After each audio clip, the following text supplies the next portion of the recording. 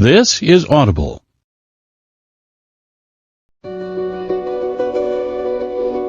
Chronicle Books presents Heroes, Volume 2 of Mythos. Written and read by Stephen Fry. This book is dedicated to all the heroes we never hear of. Perhaps that could be you.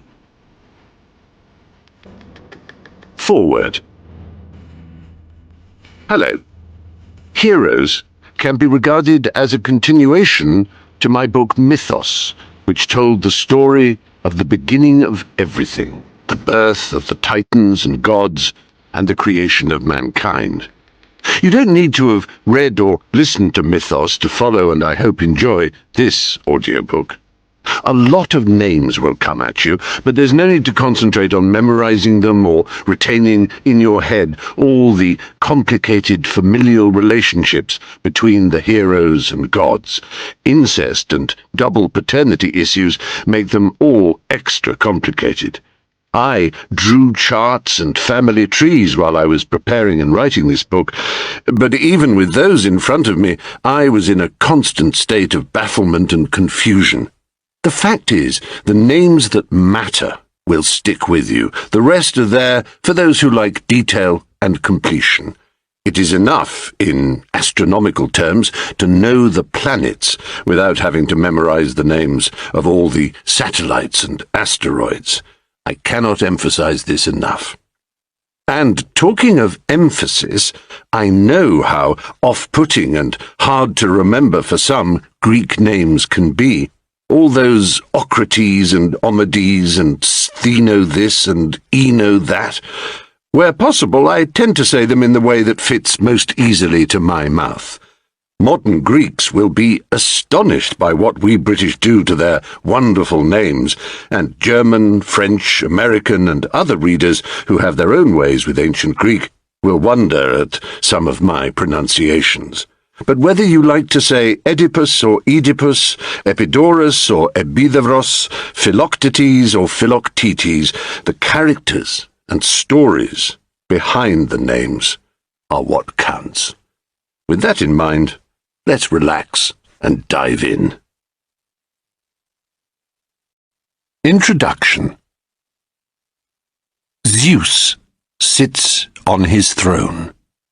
He rules the sky and the world.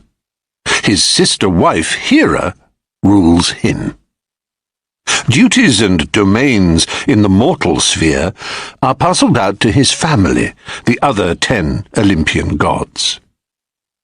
In the early days of gods and men, the divine trod the earth with mortals, befriended them, ravished them, coupled with them, punished them, tormented them, transformed them into flowers, trees, birds, and bugs, and in all ways interacted, intersected, intertwined, interbred, interpenetrated, and interfered with us.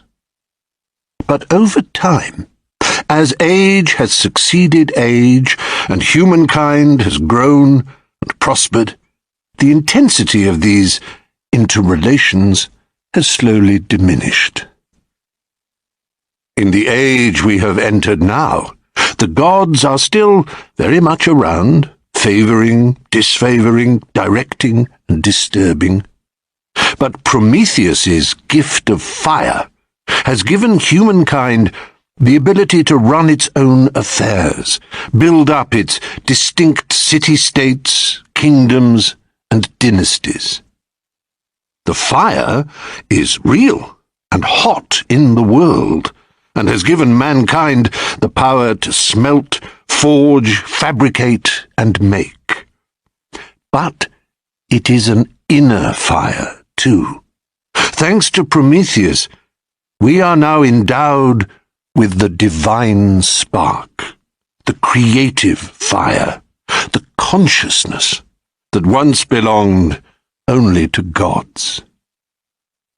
The Golden Age has become an age of heroes. Men and women who grasp their destinies, use their